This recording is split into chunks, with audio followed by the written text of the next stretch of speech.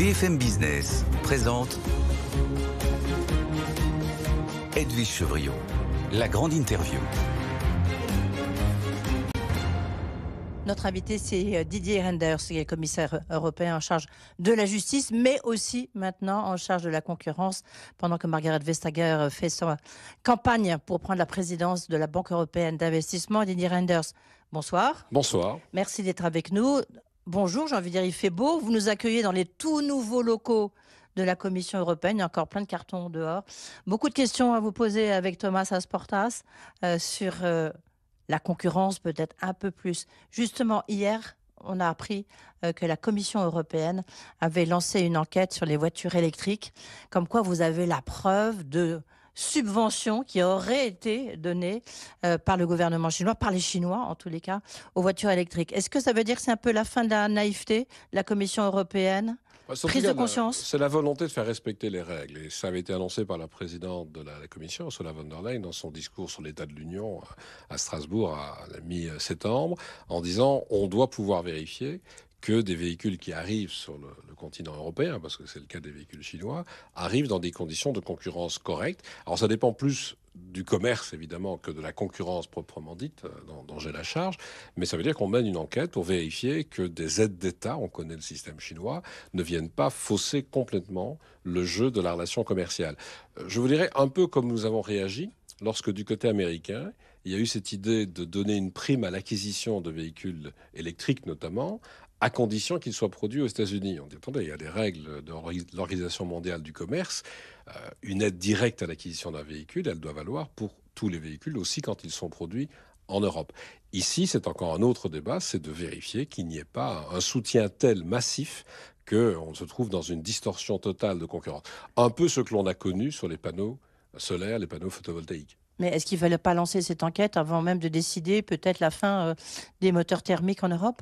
Non, parce que je crois qu'on a donné un signal très clair pour l'industrie européenne, et qui a d'ailleurs bougé depuis, de développer les technologies qui vont aussi vers l'électrique. Et nous avons nous-mêmes d'ailleurs choisi d'orienter maintenant une vraie politique industrielle européenne, je pense aux aides d'État, où nous facilitons l'investissement dans la production, par exemple, de batteries pour les véhicules électriques sur le territoire européen, comme on facilite la construction d'industries fabriquant des microprocesseurs, indispensable aussi à l'industrie automobile. Donc ça va de pair. Mais on ne doit pas simplement se dire on va essayer d'être compétitif sans se demander si d'autres ne faussent pas les règles. La Commission dit qu'elle a déjà des débuts de preuves, des premières preuves concluantes. Quelles peuvent être concrètement les mesures de rétorsion à l'égard des constructeurs chinois ? D'abord, c'est l'accès même sur le marché, parce qu'à un moment donné, ce sont les règles de l'Organisation mondiale du commerce qui sont là.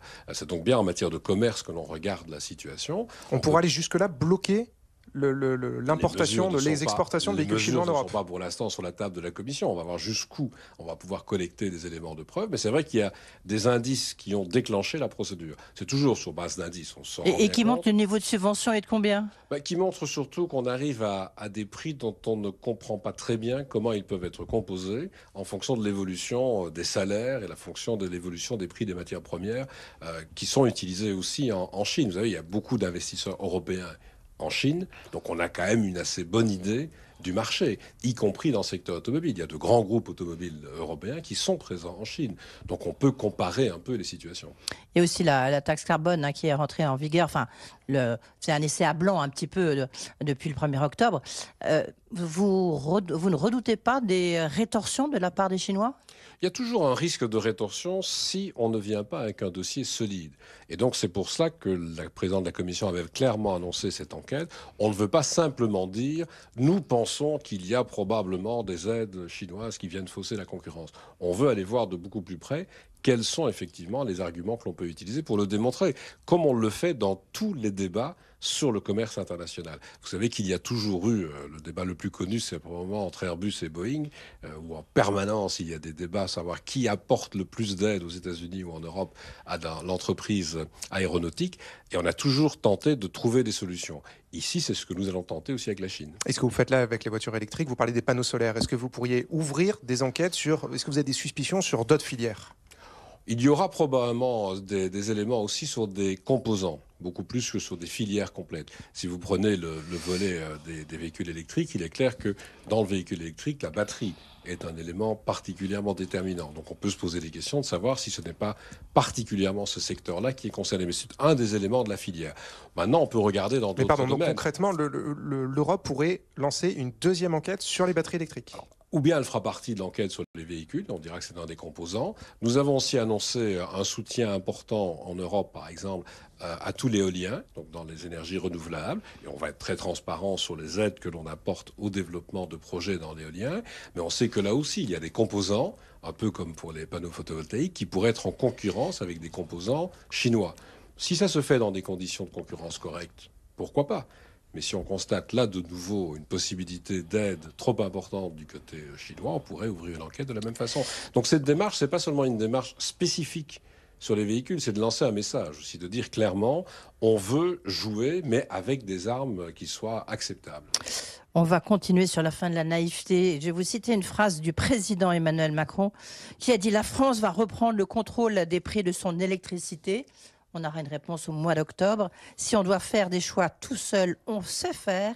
On n'est pas naïf. Ça, évidemment, c'est sur les prix de l'électricité. Qu'est-ce que vous lui répondez, Didier Reynders ? Je crois que c'est pas possible pour l'instant au niveau européen ?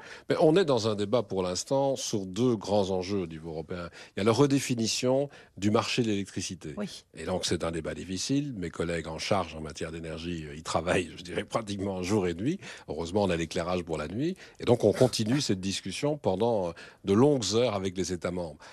À côté de cela, nous sommes prêts à regarder quels sont les soutiens qui peuvent être apportés alors aux bénéficiaires ultimes, c'est-à-dire aux consommateurs, particuliers ou entreprises. Très concrètement, en France, il y a ce qu'on appelle dans d'autres pays une rente nucléaire. Il y a une capacité, évidemment. C'est un choix qu'a fait la France. Non, mais donc, choix bien sûr, mais donc la France a donc la capacité, et on doit voir dans quelles conditions, de dire, mais finalement, l'énergie nucléaire me coûte moins cher.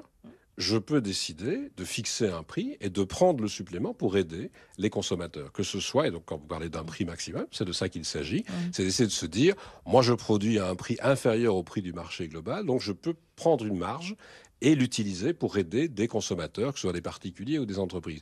Les Allemands veulent le faire avec des aides d'État. Direct. Des subventions. Des subventions. Donc nous allons devoir, en parallèle avec la redéfinition du marché, vérifier ce qui est possible, de quelle manière on peut intervenir dans les États membres pour aider, en fixant, vous appelez ça un prix maximum, en tout cas en fixant une aide à apporter pour que les prix ne soient pas trop élevés pour les consommateurs. J'espère simplement, vous avez vu que les prix sont à la baisse, on n'est pas encore à la situation antérieure à la crise. Ils restent très volatiles. Oui, mais ils sont fortement à la baisse. Donc j'espère simplement qu'avec la redéfinition du marché sur laquelle on travaille, on pourra, au-delà de l'hiver, au-delà du premier trimestre de l'année prochaine, avoir vraiment une stabilisation des prix. Mais on n'en est pas sûr, donc on travaille effectivement sur ces démarches d'utilisation d'une partie des rentes liées pour certains au nucléaire, pour d'autres parfois au renouvelable, pour aider la consommation à des prix acceptables. Cette idée-là qui a émergé avec la crise, elle pourrait être pérennisée. Ce mécanisme-là, en fait, de captation des rentes, ça pourrait devenir une règle pérenne en Europe. Ça peut être une règle pérenne si on trouve effectivement une mécanique qui permet de le faire sur plusieurs types de systèmes. Parce que fondamentalement, certains peuvent le faire assez rapidement parce que la rente existe déjà. Prenez l'exemple du nucléaire français. D'autres se disent, nous allons avoir cette capacité assez vite grâce aux renouvelables, qui se développent très rapidement, mais qui n'est peut-être pas encore tout à fait là. Et donc se pose aussi la question de la période intermédiaire. Par exemple, est-ce que des aides d'État sont possibles pendant la période intermédiaire ? C'est une question de prix d'électricité, d'énergie, mais c'est aussi une question de concurrence, parce qu'à la clé derrière, dans ce match de plus en plus tendu entre la France et l'Allemagne, c'est une question de compétitivité industrielle. On sait que l'Allemagne est dans une position un peu difficile, du moins son industrie, et c'est pour ça qu'ils ne veulent pas entendre parler du nucléaire, qui est un avantage compétitif très important pour l'industrie française. Donc là, on est un peu dans une impasse. Qu'est-ce qu'il faut privilégier ? Vous êtes dans une impasse, pardon. On doit d'abord aussi faire comprendre que, bien sûr, il y a des différences entre les États membres, mais ce que vous évoquez en matière de prix de l'énergie, c'est surtout une différence avec des concurrents à l'international. Parce que quand on regarde la situation américaine, Nous avons des prix à la baisse en Europe. Ils sont entre 30 et 60 $, donc évidemment, c'est beaucoup moins cher que chez nous. Voilà, donc la première chose à faire comprendre, c'est qu'on a tout intérêt en Europe à essayer de faire pression sur les prix de l'énergie à travers différents mécanismes, dont ces mécanismes de soutien, pour être compétitif, non pas en France par rapport à l'Allemagne ou en Allemagne par rapport à la France, mais d'abord en Europe par rapport à des compétiteurs, notamment aux États-Unis. Et c'est pour cela que nous travaillons à la fois sur ce débat de l'énergie et comment utiliser, y compris les mécanismes d'aide d'État, dans un soutien aux consommateurs d'énergie, pas seulement les particuliers, aussi les entreprises, et puis comment orienter les aides d'État vers un soutien au développement d'activités industrielles dans des domaines dont nous avons besoin. Le renouvelable, mais aussi, on a parlé tout à l'heure des batteries, je pourrais parler d'hydrogène, on peut aussi parler des microprocesseurs. Ce que les Américains font avec leur Inflation Reduction Act, on doit pouvoir le faire aussi à l'échelon européen. Vous avez commencé à le faire, il y a eu des textes qui ont été présentés ces derniers mois. La France dit qu'il faut aller plus loin, être beaucoup plus ambitieux sur notre politique industrielle. Est-ce que la Commission, d'ici aux prochaines élections, va proposer d'autres mesures? Alors nous le faisons déjà, c'est-à-dire qu'il y a deux types de... Oui, mais voilà, la France dit c'est une première vague, c'est pas suffisant. Une première vague, mais je peux vous donner l'exemple, il y a déjà eu 6 projets d'intérêt commun, donc c'est plutôt recherche-développement dans les secteurs que j'évoquais, batterie, hydrogène par exemple. Et là, on a 26 milliards d'aides accordées par les États pour 50 milliards d'investissements privés. Donc on est à 75 milliards d'investissements, on est sur 20 États membres et 179 entreprises. Donc c'est un volume quand même déjà important. Mais au-delà de cela, ce que les Américains font dans un État fédéral à l'échelon de Washington, nous sommes dans une union, donc nous ne le faisons pas à travers le budget de l'union, parce que le budget de l'union n'existe pas pour faire ça, mais on le fait à travers les aides d'État. Et vous avez déjà constaté que des entreprises sont en train d'être développées. Mais c'est beaucoup trop long, vous voyez bien que le temps est de plus en plus court. Le temps lent, c'est le temps de Le temps lent, c'est le temps de la développement. Commission. Mais il faut Non, ce n'est pas le peut-être- temps de la Commission, c'est le temps aussi de l'industrie. Excusez-moi, mais quand on autorise un projet d'aide d'État pour développer une industrie de fabrication de batteries électriques ou d'hydrogène ou de microprocesseurs, il faut aussi le temps que l'industriel le mette en place. J'ai vu récemment le patron d'Intel, une grande entreprise américaine. Ils ont un portefeuille de 100 milliards d'investissements en Europe.